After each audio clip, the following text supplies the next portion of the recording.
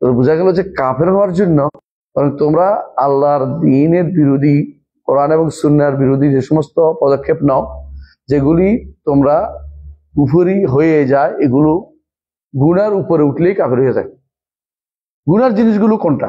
গুনার যেগুলো অপরাধ বোধ যখন থাকে, শরীয়তের কোনো কিছুকে না মানা আর সবকিছু না করা এক জিনিস না।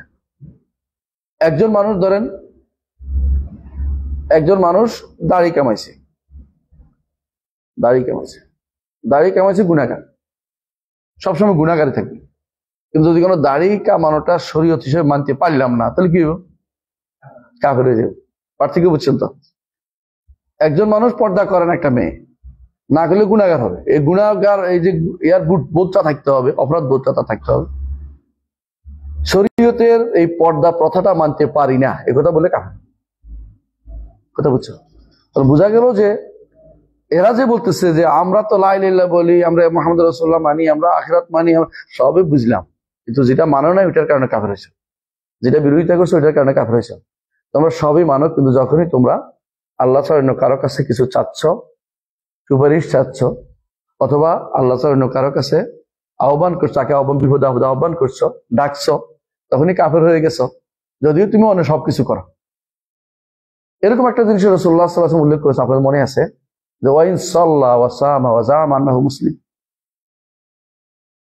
যদিও সে সালাত আদায় করে, সাওম পালন করে এবং নিজেকে মুসলিম মনে করে, তবু সে কাফের। তাহলে বোঝা গেল অনেক সময় কাফের হয়ে যায়, সবকিছু পরিবর্তনের দরকার, সবকিছু পরিবর্তন করার দরকার নাই। এই জিনিসটা তিনি উদাহরণ দিয়ে বুঝাচ্ছেন।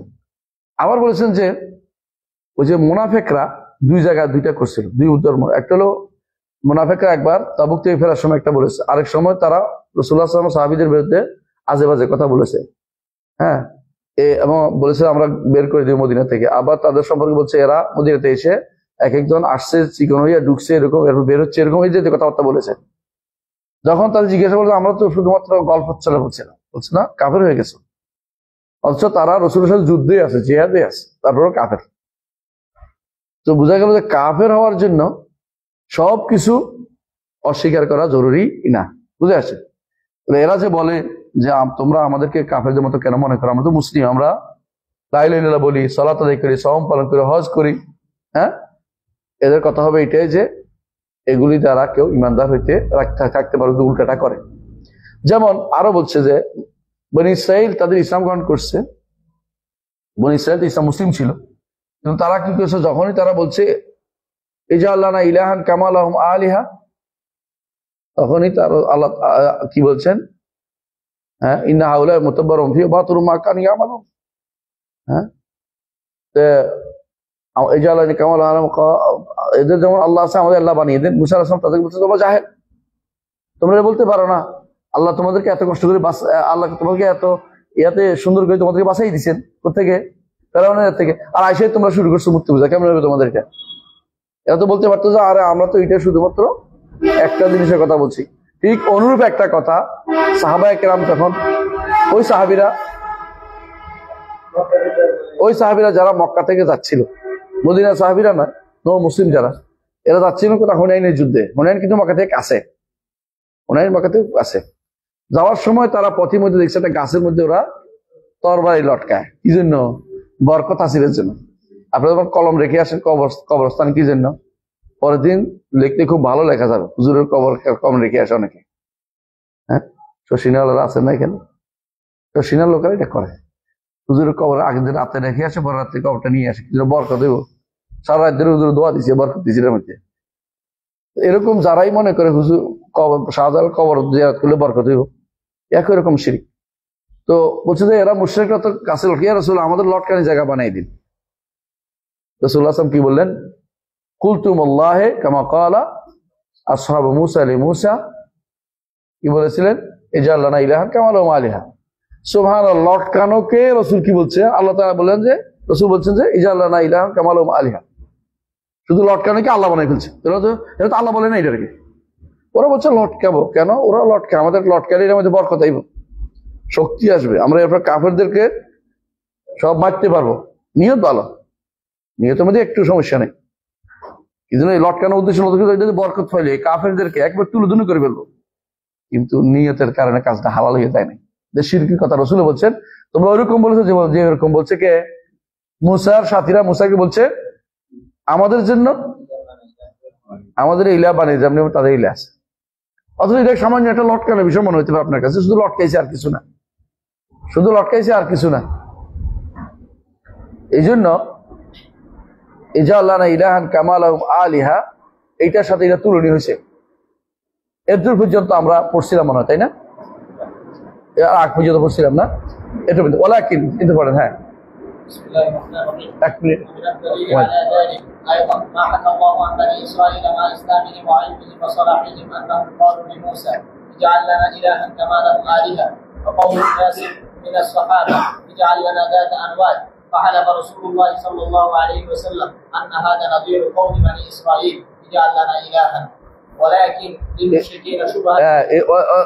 اجعل لنا إلها দেখেন একেবারে হলফ করে বলছে, কুলতুম ওয়াল্লাহি, রসুল হলফ করে বলছে। এর অর্থ এখানে তোমার আর এগুলো বলার সুযোগ না, রসুল এমনি উদাহরণ দিচ্ছেন না, একবার হলফ করে বলছে যে তোমাদের কথাটা একেবারে বনি ইসরাইলের কথা, এই শিরকি কথাটা হয়েছে ইলা বানিয়ে দেন, এরকম হয়েছে। তো তোমরা যে কাবা ঘর ইয়াতে গাছে লটকাইবা, এটা গাছের কি বানানো হয়, ইলা বানানো হয়ে যাবে। বুঝলে আসছে কথাটা? এখানে কেউ বলে না যে গাছটা আল্লাহ, এটা বলে নাই, তারপরে কর্মটা তাদের ইলা বানিয়ে নেওয়া হয়েছে, এটা রসুল্লাহ সাল্লামের কথাতে বোঝা গেছে। হ্যাঁ, এরপর আমরা একটু বোঝা গেলাম।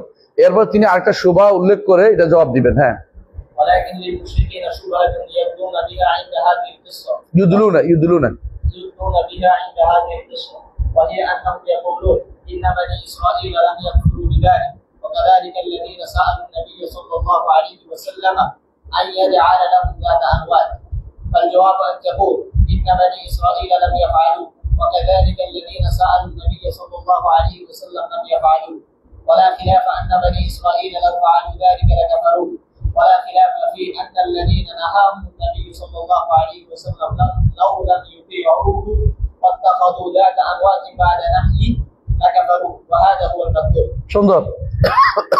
তাহলে এবার এটা পাইয়ে বলছে, ও আপনি তাহলে কি বলেন বনি ইসরাইল যারা এটা বলছিল, কি বলছিল যে ইজাআল্লানা ইলাহাম কামা লাহুম আলিহা, এটা বলার কারণে কাফের হয়ে গেছিল। আর রাসূলুল্লাহ সাল্লাল্লাহু আলাইহি ওয়াসাল্লামের সাহাবীরা যারা বলছিল ইজাআল্লানা যাতান কামা লাহুম যাত আনওয়াত, এটা কেন কাফের হয়ে গেছিল? শাইখ হোসেন সুন্দর জবাব দিচ্ছে, বলে শোনো, বনি ইসরাইলের লোকেরা বানায় নাই আর করে নাই, করে দেখায় নাই। রসুলও তাদের জন্য কি করে নাই, বা তারাও কি করে না, ওই যুগে রসুলের যুগে যে সাহাবীরা এটা বলছিল তারাও লটকাই নাই। যদি লটকাইতো কাফের হইতো, ঠিক তেমনি ভাবে যদি ওরা ইলা বানাই নিত কাফের হয়ে যেত। তো তোমরা তো বানাইয়া বলতেছ, তোমাদেরকে আমরা যারা ধরতেছি, তোমরা কবর বানাইছো, কবরের মধ্যে কি করছো, সুতা লটকাচ্ছ। কোন কোন গাছের মধ্যে সুতা, তুই দেখবি গাছ দেখা যায় না, পুরোটাই সুতা। বিশ্বাস করস? এই যে সুতা, এটা লটকানো জিনিস।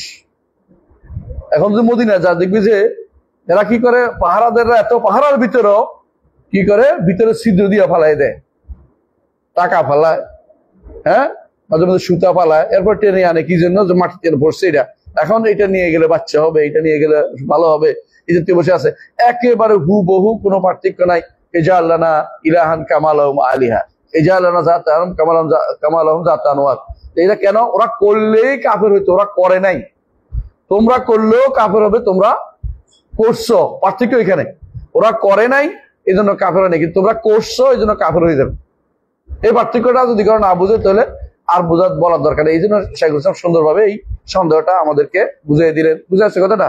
তো যারাই এরকম বলবে যে আমরা তো এটা করি, এটা করি, এটা করি, মাশাআল্লাহ, এক একজন কয়জন এত চিল্লে দিছি, হ্যাঁ, একজনে আমরা একটা দিনের সময় দিছি, এত সময় কাটাইছি, কত রকম কথা কয়। কিন্তু আপনি যখনই বিশ্বাস করে বসে আছেন যে হুজুরে রাতের বেলা আফ্রিকার জঙ্গলে চলে যায়, হ্যাঁ, কার সাথে সেখানে যায় মিটিং করার জন্য, তো আপনি বিশ্বাস করেছেন যে আপনার পৃথিবী চালায় কে, গাউস কুতুরা পৃথিবী চালায়।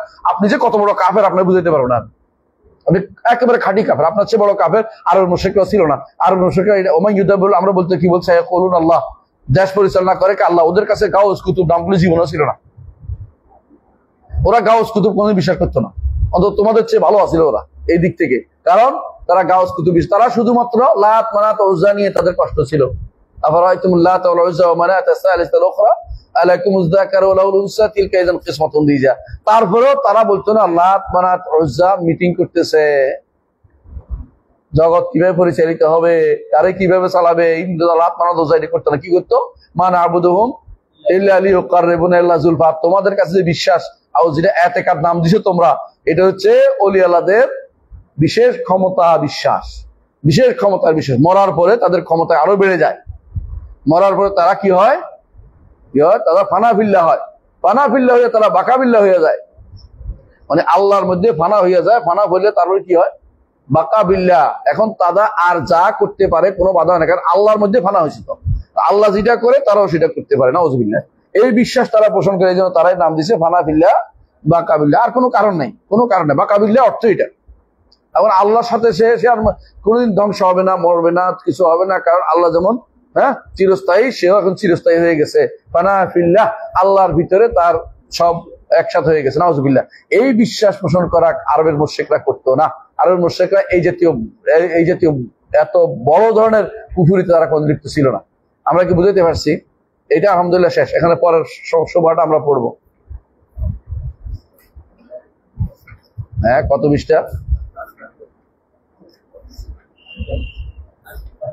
হ্যাঁ, পড়ে আছে। আচ্ছা, পড়ো। হ্যাঁ, ولكن هذه القصة تفيد أن المسلم بل العالم قد يقع في أنواع من الشرك لا يدري عنها، بل تفيد التعلم والتحرز ومعرفة أن قول الجاهل التوحيد، فإن هذا من أكبر الجهل ومكائد الشيطان. وتفيد أيضا أن المسلم المجتهد الذي إذا تكلم بكلام كفر وهو لا يدري فنبه على ذلك فتاب من ساعاته أنه لا يكفر، كما فعل بنو إسرائيل الذين سألوا رسول الله صلى الله عليه وسلم. وتفيد أيضا أنه لو لم يكفر فإنه يغلظ عليه الكلام تغليظا شديدا كما فعل رسول الله صلى الله عليه وسلم. চমৎকার কথা বলছে, খেয়াল করো দিন একটু। এটা হচ্ছে যে এই যে কিচ্ছাটা আমরা এতক্ষণ বললাম, কোন কিচ্ছাটা? বনী ইসরাইল কিচ্ছাটা।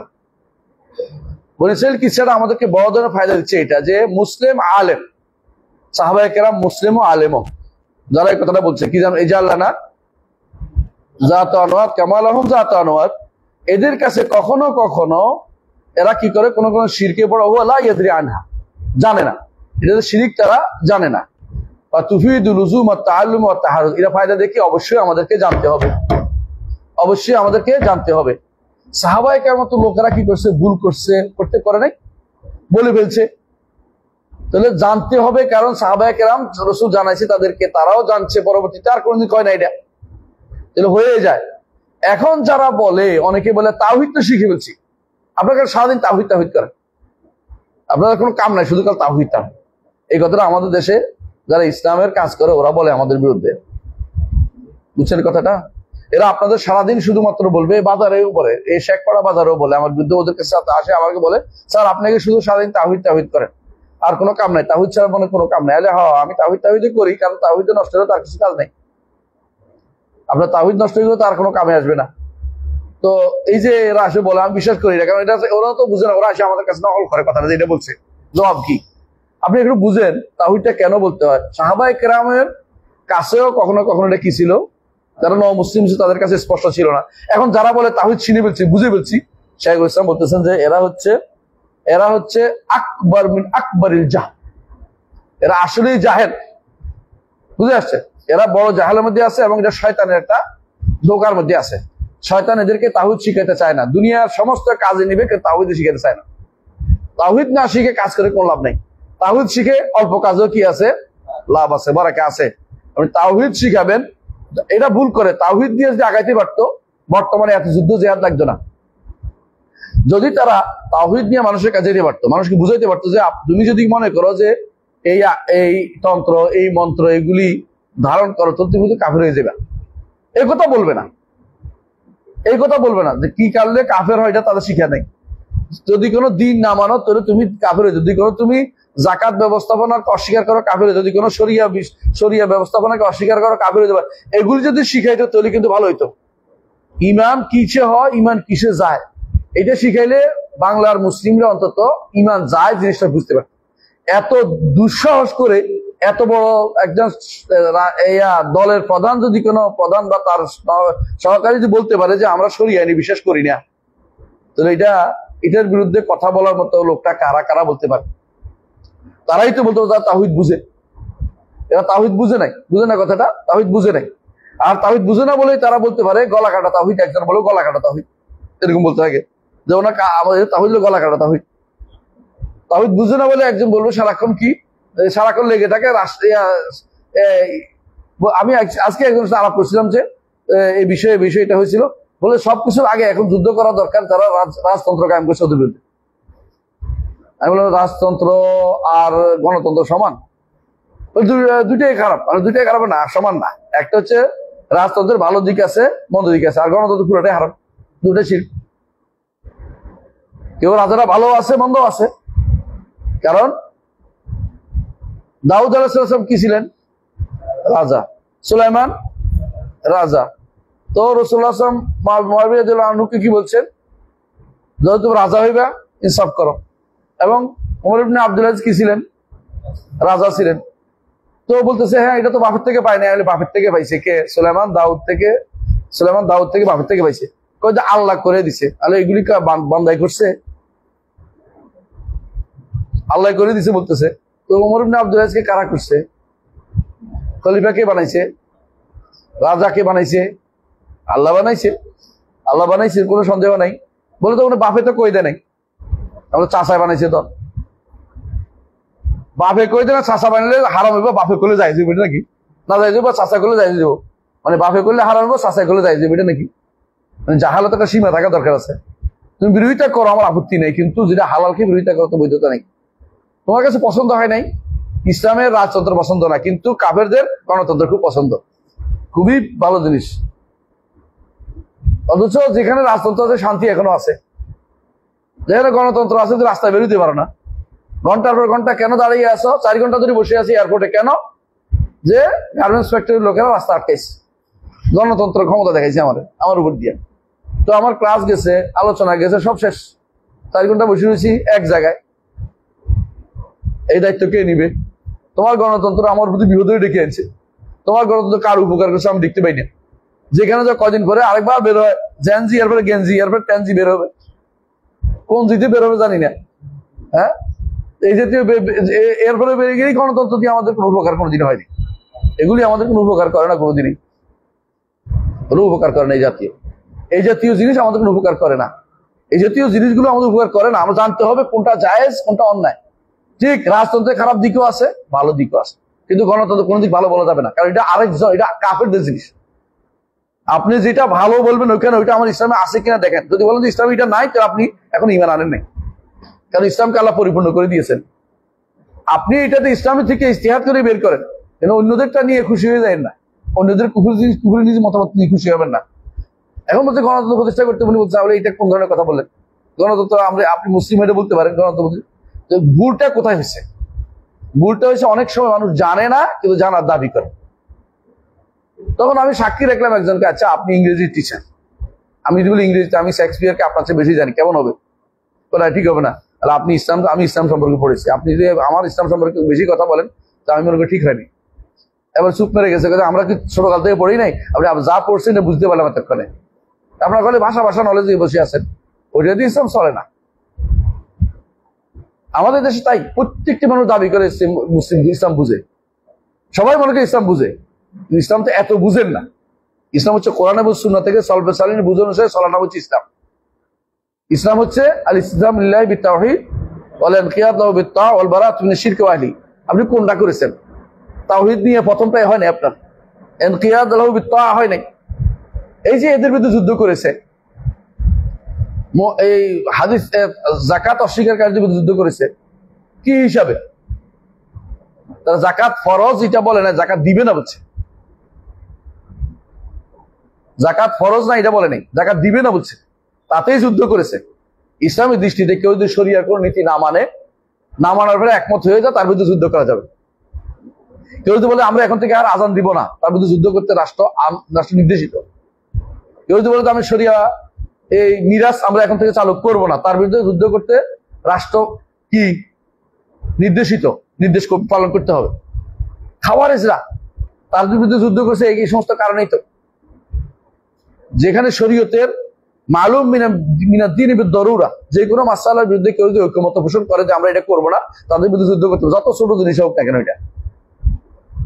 এটা এটা কাফের, তারা এটা মনে করছে এটা কোরআন আছে, ঠিক আছে, অসুবিধা নাই, কিন্তু আমরা করবো না, তাহলে যুদ্ধ করতে হবে তার বিরুদ্ধে। এটা শরীয়তের বিধান। আমাদের দেশে যারা এগুলি করে তারা কোরআন স্বীকার করে না, হাদিস স্বীকার করে না, কোরআন হাদিসে আছে আর কি, আমরা এটা করবো না, তারা কিন্তু যুদ্ধ হওয়ার উপযুক্ত, তাদের বিরুদ্ধে যুদ্ধ করা উপযুক্ত। কিন্তু কে যুদ্ধ করবে? যে যুদ্ধ করা সেই তো এটা বলে, বুঝলেন না? যারা ক্ষমতা আছে ওরাই তো এটা বলতেছে যে কোরআনের জায়গায় আছে। হ্যাঁ, কোনো ভালো কোনো পর্ব আসে, ঈদ আসে, রমজান আসলে ওরা ঠিকই সুন্দর সুন্দর বাণী দেয়। তো যে বাণী আপনি দিচ্ছেন এটা মানতে হবে না? রাসূলুল্লাহ সাল্লাল্লাহু আলাইহি ওয়াসাল্লাম জীবনী যেটা বেদাতি পর্ব বানাইছে ওরা, হ্যাঁ, ওই সময় তো দেখলাম সুন্দর সুন্দর বাণী দিচ্ছে এক একজনে। এরা যে বাণী দেয় কিন্তু এরা মানে না মন থেকে। বাণী দেয় কি কোরআন ইসলামের সব সমাধান আছে ইত্যাদি ইত্যাদি, নবীর মধ্যে থেকে, নবীর ইয়া থেকে, হ্যাঁ, জীবনী থেকে আমাদেরকে শিক্ষা গ্রহণ করতে হবে। তো তুমি নিছো কিনা? এগুলি বলতে পারি কিন্তু নিব না, এদের সিদ্ধান্ত এটা আছে। যারা এরকম নিবে না বলছে, মানে তারা কিন্তু নিবে না, তারা তো তাদের বিরুদ্ধে যুদ্ধ করতে হবে। কারণ এই কাজটাই করেছে কে? আবু বকর রাদিয়াল্লাহু আনহু। এটাই রিদ্দা, এটাই মুরতাদ হওয়ার কারণে। তাহলে বোঝা গেল যে কখনো কখনো সাধারণ মুসলিম, এমনকি কখনো এমন আলেমও কখনো কখনো এমন সব কাজ করে ফেলতে পারে যা বুঝায় যে আলেমের দরকার আছে, সাধারণ মুসলিমও জানার দরকার আছে, সাধারণ মুসলিমের, তারা তাওহীদ বিরোধী কাজ করে ফেলতে পারে।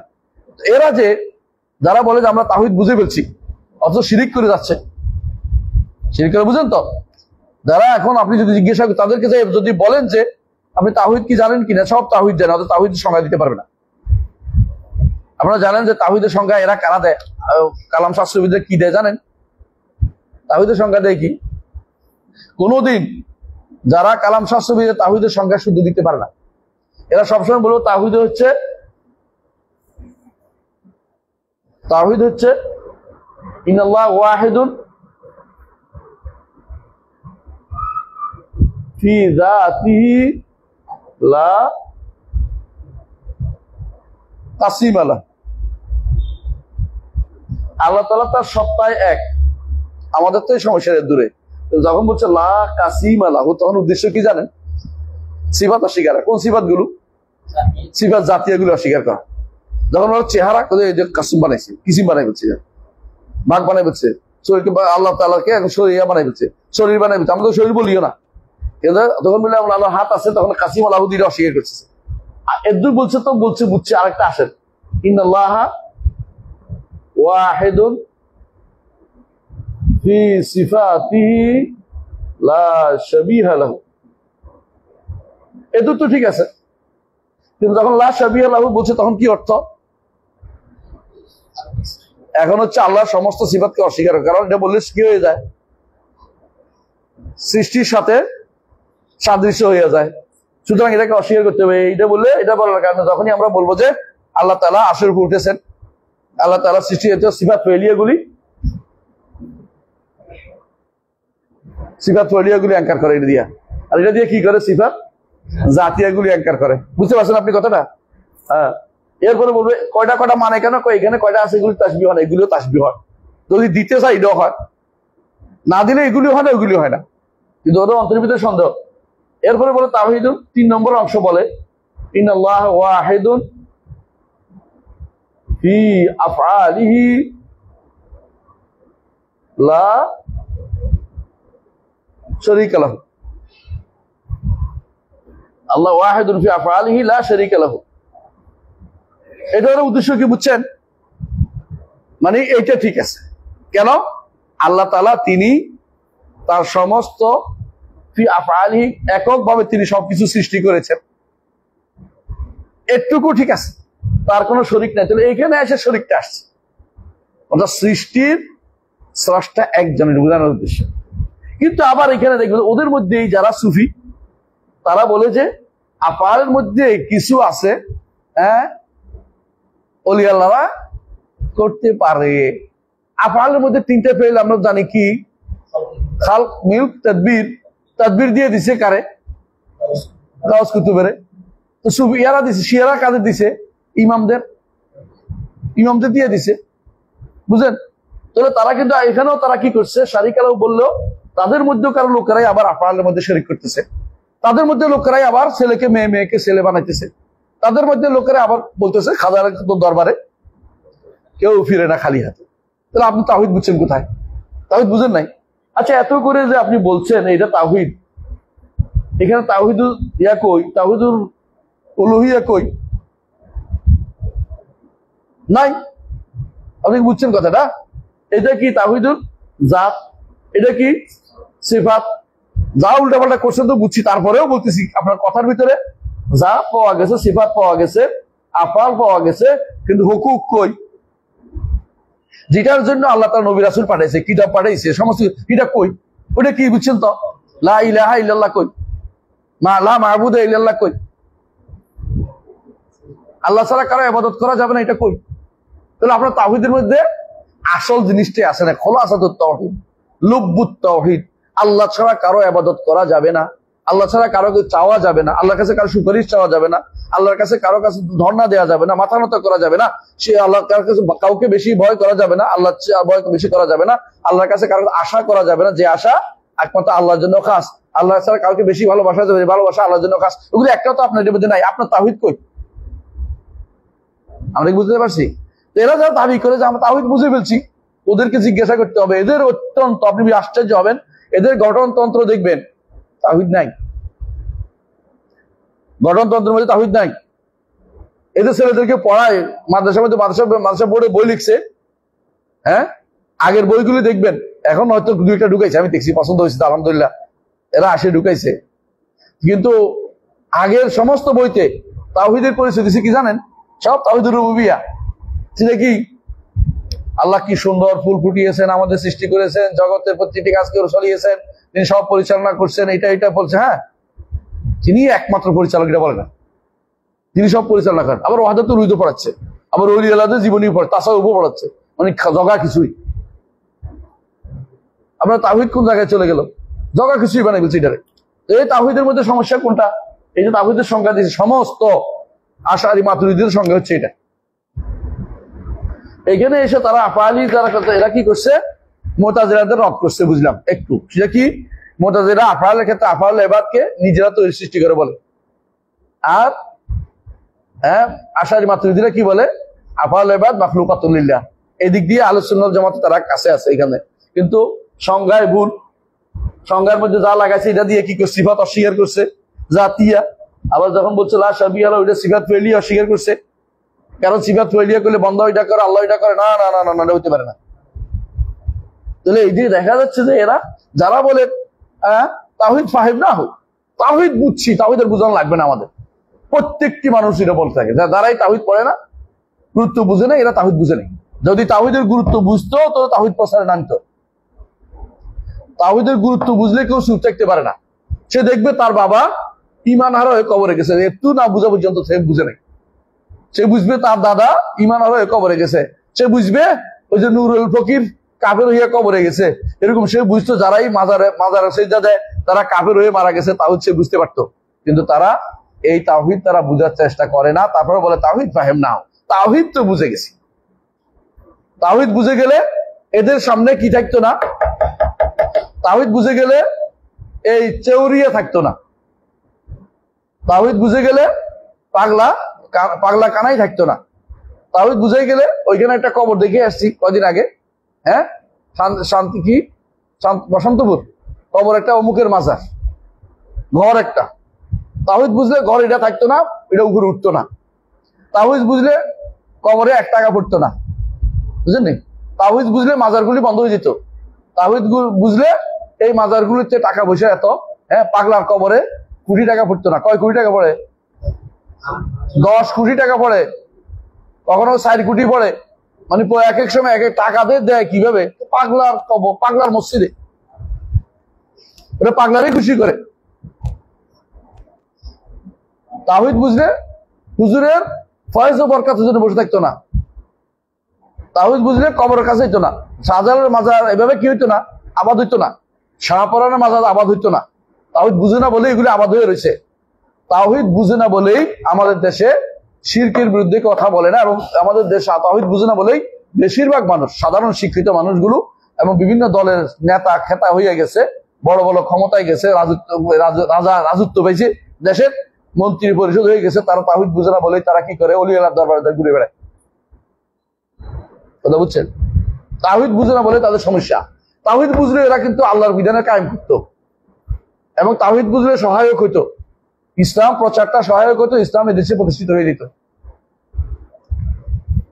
প্রথম সমস্যাটা হচ্ছে তাওহীদ না বুঝা। তারপরে বলা তাওহীদ বুঝছি, এত তাওহীদ তাওহীদ করা লাগবে না, আল্লাহ দিন প্রতিষ্ঠা করবো। তো দিনটা প্রতিষ্ঠা করবো, প্রথম শুরু তো তাওহীদ দিয়ে করতে হবে রে বাবা। তোমার তো বিরোধিতা আমরা করছি না, তো তুমি তাওহীদ দিয়ে শুরু করো না কেন? তাওহীদ এই জন্য তারা বলে যে তাওহীদ শিখে গেছি, এরা যে ভুল করে শাইখুল ইসলাম বলতেছেন যে 1 নম্বর যেটা আমরা একটা ফায়দা পেলাম কি, অনেক সময় নিজে মুসলিম দাবি করে, নামাজ পড়ে, হজ করে, যাকাত দেয়, কিন্তু বলে যে তাওহীদ বুঝে গেছি, আসলে তাওহীদ বুঝে নাই। এরা জাহেল, এরা শয়তানের ধোঁকার মধ্যে নিপতিত হয়েছে। দ্বিতীয় আরেকটা জিনিস বোঝা গেছে, অনেক সময় অনেকে কুফরি কালাম করে, জানে না, না জেনে করে, এইটার পরে তাকে সাবধান করতে হবে। যেমন মুসা আলাইহিস সালাম কাকে সাবধান করছে? তার কওমকে। অনুরূপ ভাবে মুহাম্মদ সাল্লাল্লাহু আলাইহি ওয়াসাল্লাম কাদের সাবধান করছে? তার সাহাবীদেরকে সাবধান করছে। এবং এই সাবধান করে ওয়াতাবা মিন সাআতি, সঙ্গে সঙ্গে ফিরে আসে, তাহলে কাফের হবে না। তাহলে কাফের সাহাবায়ে কেরাম কাফের হয় না, মুসার সাথীরা তখন কাফের হয় নাই, কথা বুঝতে হবে, কারণ তারা ফিরে আসছে সঙ্গে সঙ্গে, সাবধান করে দিলে এটা কিছু বলার নাই, তখন তারা ভালো। কেমন এই কথা বলছে? কামা ফাআলা বনু ইসরাঈল, কেমন ওয়াল্লাযিনা সাআলু রাসূলুল্লাহ সাল্লাল্লাহু আলাইহি ওয়াসাল্লাম, তারাও রাসূলুল্লাহ সাল্লাল্লাহু আলাইহি ওয়াসাল্লাম তারাও কাফের বলা হয়নি, কারণ তারা ফিরে আসছে, সাবধান করা ফিরে আসছে। দুইটা শিক্ষা পেলাম। 3 নম্বর শিক্ষা, সেটা কি, যে যদি তারা কুফরি নাও করে, এদের ব্যাপারে কঠোর থাকতে হবে, এদের ব্যাপারে কঠোর শব্দ ব্যবহার করতে হবে, কথা বুঝছেন? অনেকে হয়তো বললো যে আমরা কুফরি করি নাই, তো বলছিলাম না, হ্যাঁ, হুজুরের ফয়েজ ও বরকতের কথা বলে না, হুজুরের ফয়েজ ও বরকতের কথা অনেকেই বলে, আপনি তারপর কঠোর হবেন। কি করে একজন যাচ্ছে, বরকত দিয়ে যান, বরকত কি আপনার, আপনি আমার দোকানে একটু যান, বরকত দিয়ে, তোর দোকানে যাবো না জীবনে করতেন, কারণ বরকত দেওয়া জায়গা না, কঠিন ভাবে বলতে হবে আপনাকে। এখানে আমি ছোট্ট করে বলার দরকার নয় যে কইছেন তার কইয়েন না, আরাম করার দরকার নেই, সুন্দর কঠিন ভাবে বলবেন যে আমি যদি তোর দোকানে বরকত দেওয়ার জন্য যাই, তো আমি নিজেও কাফের, তুইও কাফের। বরকত যদি আমি দিব, করতে বরকত আল্লাহ দিবে, আর তুই আমার থেকে বরকত দিচ্ছি, বরকত আল্লাহ থেকে হবে, আমার কাছে চাইছিস কি জন্য? তুই তো কাফের হয়ে যাবি। এই বরকত চাওয়ার জিনিসটা যে আল্লাহর কাছে চাইতে হয়। এবং আমি বলি যে হ্যাঁ হ্যাঁ হ্যাঁ হ্যাঁ, তাহলে আমি কিন্তু রসুলের নীতি অবলম্বন করলাম না। রসুল কি করছেন? কঠিন বলছেন, কুলতুম ওয়াল্লাহি, বলছো আল্লাহ শপথ করে বলছি, ওইভাবে বলছো যেভাবে মুসার কওম বলছিল মুসাকে, তোমরা সেভাবে বলছো। কত কঠোর হলে এটা হইতে পারে? এই জন্য কঠোরতা অবলম্বন করতে হবে এই জায়গায়, অন্য কোনো জায়গায়, কোন জায়গায়? তাওহীদের জায়গায় সবচেয়ে বেশি কঠোরতা অবলম্বন করতে হবে। আমরা তাওহীদের জায়গাতে প্রচুর ছাড়, হ্যাঁ, কি বলি, যেখানে আমরা মতভেদ হবে, এখানে ভিন্নতা, একটা দিলাম, যেখানে ভিন্ন মত থাকবে সেখানে আমরা একে অপরকে ওজোর দিলাম। গোল্ডেন, এটা হলো গোল্ডেন কায়দা, সোনালী নীতি। সোনালী নীতি বুঝছ নি? হ্যাঁ, আমি আর তুমি চলাফেরা করবে একসাথে, বন্ধু দুইজন, হ্যাঁ, তুই যাই এক কবরে সিজা দিছস, আমি দিলাম না, আমি বলছিলাম না, তো এখন তারপরে আমার বন্ধুত্ব নষ্ট হয়নি কেন? আমরা এতক্ষণ তো ভালো ছিলাম, যেটা খারাপ ছিলাম এটা ওজর, এটা বুঝে নাই থাক, এটা ইসলামের শরীয়তের নীতি না। এখানে কঠোর হইতে হবে, এখানে কঠোর হইতে হবে যে তুই শিরিক করে আসছিস, তুই শিরিক করে আসছিস। যদি বলে যে অমুক ওলি আল্লাহ এত মর্যাদা, যে জানেন একবার আমার এই হয়েছিল, পেট ব্যথা আমার ভালো হয়ে গেছিল, আমি তো 1 টাকা দিয়েছিলাম ওখানে, এখন কি করবেন আপনি? চুপ থাকবেন? চুপ থাকলে কি হলেন? আপনি শিরিককে সমর্থন করলেন। রাসূল যেভাবে কঠিন হয়েছে, আপনাকে সেখানে কঠোর হইতে হবে, বলতে হবে এটার কারণে আপনি কিন্তু মুশরিক হয়ে গেছেন, এই কথার কারণে, এই টাকা দেওয়ার কারণে কাফের। কবরে 1 টাকা দিলে কাফের হয়ে যায়। কবরে গিলাপ, যে কোনো মনে করে গিলা বলার, কবরওয়ালার বরকত পাবে, ফয়েজ ও বরকত পাবে, সে কাফের হয়ে যাবে। তাহলে মানুষের কাফের হওয়ার ক্ষেত্রে কি এত দূর ঘুরতে হয়? আমরা দেখতেই পাচ্ছি কাফের কেমনে হয়। এই জায়গাটুকু না বুঝলে তো সমস্যা। এই জন্য শাইখুল ইসলাম বলতেছেন যে অনেকগুলি ফায়দা কিন্তু এই ঘটনার মধ্যে আছে, অনেকগুলি ফায়দা আছে। এই ফায়দা, এটাও ফায়দা দেয় যে আমরা কেন এই ব্যাপারে কঠোর হই, তাওহীদের ব্যাপারে কঠোর হই। তাওহীদের প্রত্যেকটি মানুষকে এই জন্য কঠোর হইতে হবে। আচ্ছা, সামনে আগে জি। তাহলে আমরা কত নম্বর সন্দেহ শেষ করলাম? 10 নম্বর সন্দেহ শেষ করলাম। এটা কিন্তু খুবই গুরুত্বপূর্ণ সন্দেহ। 11 নম্বর সন্দেহ আমরা এখন শুরু করতে যাচ্ছি। জি।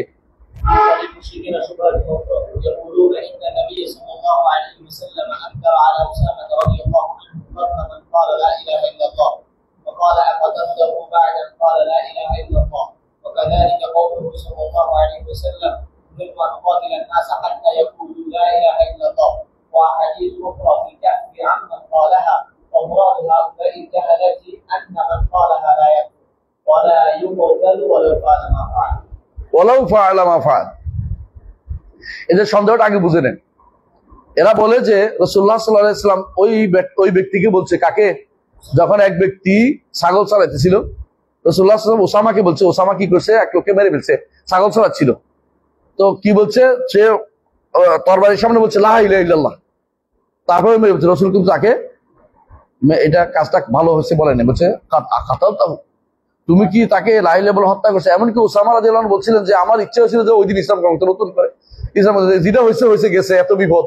রাসূল মনে কষ্ট দিয়েছে, আমি এটা সহ্য করতে পারছিলাম না, যে আমি তো নতুন মুসলিম হতাম, তবে বোধ আমার এত বেদালত করতাম না। আবার দলিল দিচ্ছে এটা দিও যে রাসূল বলছেন যে ব্যক্তি লা ইলাহা ইল্লাল্লাহ বলবে তাকে হত্যা করা যাবে না। অন্যান্য এই জাতীয় হাদিস আছে যেগুলির মধ্যে বোঝা যাচ্ছে কি যে ব্যক্তি লা ইলাহা ইল্লাল্লাহ তাকে হত্যা করা যাবে না। আমরা তো লা ইলাহা ইল্লাল্লাহ বলতেছি, লা ইলাহা ইল্লাল্লাহ জিকিরই করতেছি। জিকির করতে করতে কখনো কখনো গাছে উঠে যাই, কখনো মাছের উপর উঠে যাই, কখনো কখনো কি করি হুজুরের কান্দে উঠে যাই, বক্তার কান্দে উঠে যাই, তাই না? এত লা ইলাহা ইল্লাল্লাহ করতে করতে বেহুশ হয়ে যায়, প্যান্ডেলের উপরে উঠতেছি, ট্রেনে নামাইতে হচ্ছে আমাকে ধরে।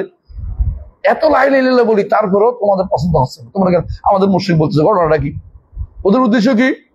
লা ইলাহা বলার পরে যা ইচ্ছা তা করো, আর কোনো সমস্যা নেই। হ্যাঁ, লা ইলাহা ইল্লাল্লাহ মুখে বলো আর যা ইচ্ছা তা করো, কোনো সমস্যা নেই। এইটার জবাব তিনি দিচ্ছেন। কি জবাব দিচ্ছেন বলেন? فيقال لهؤلاء الجهلة المشركين معلوم أن رسول الله صلى الله عليه وسلم قاتل اليهود وسباهم وهم يقولون لا إله إلا الله، وأن أصحاب رسول الله صلى الله عليه وسلم قاتلوا بني حنيفة وهم يشهدون أن لا إله إلا الله وأن محمدا رسول الله ويصلون ويدعون الإسلام، وكذلك الذين حركهم علي بن أبي طالب رضي الله عنه بالنار، وهؤلاء الجهلة ينكرون أن من أنكر এদের পর্যন্ত থাকি, কথা বলি, তাদেরকে জবাব দেবে। এক নম্বর জবাব হচ্ছে ঐতিহাসিক জবাব। ঐতিহাসিক জবাব এইটা সবাই দেয়। আপনি দেখবেন যতগুলি মানুষ বলে লা ইলাহা ইল্লাল্লাহ, লা ইলাহা বলে না, লা ইলাহা বলছে, আপনি আর কথা বলেন। লা ইলাহা বলে কিন্তু কাজটা কি করছে এটা বলেন না। এর তো হয় লা ইলাহা বুঝে নাই, না কাজটা ভুল করছে, না কাজটা শুদ্ধ করছে, দুটো একটা হবে। লা ইলাহা বলে এটা করতে পারে না। লা ইলাহা বলতে গেলে মাজারে 1 টাকা দিতে পারে না। লা ইলাহা বলে মাজারওয়ালারা খুশি করতে পারে না। লা ইলাহা বলে ওখানে নামাজ পড়তে পারে না, ওখানে সেজদা দিতে পারে না, ওর কাছে আশা করতে পারে না, ওর কাছে চাইতে পারে না, ওর কাছে সুপারিশ তলব করতে পারে না। লা ইলাহা অর্থ সে বুঝে নাই। এটা পরে বলতেছে, আগে বলতেছে শোনেন, আগে বলতেছে লা ইলাহা বলতো, কিন্তু রাসূল যুদ্ধ হয়েছে এটা কি দেখায় আগে, ইতিহাস প্রমাণ। ঐতিহাসিক প্রমাণ কি? লা ইলাহা বলতো কারা? ইহুদিরা। মুহাম্মদ রাসূলুল্লাহ বলতো লা ইলাহা বলতো, মদিনার ইহুদিরা লা ইলাহা বলতো। আচ্ছা, আপনারা কি শুনছেন মদিনার ইহুদিরা কোন শিরক করেছে? এই বলেন কি, অর্থাৎ কবর বানাইছে, কবর পূজা শিরক করে না।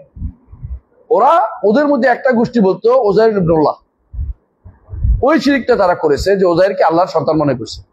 এটা কিসের শিরক? এটা আল্লাহর সিফাতের মধ্যে, আল্লাহর সিফাতের মধ্যে তারা আল্লাহকে শিরক করেছে, জাতের মধ্যে শিরক করেছে। কিন্তু আল্লাহ তাআলার ইবাদতের মধ্যে তারা কোনো এই জাতীয় শিরক করতো না তখনকার সময়।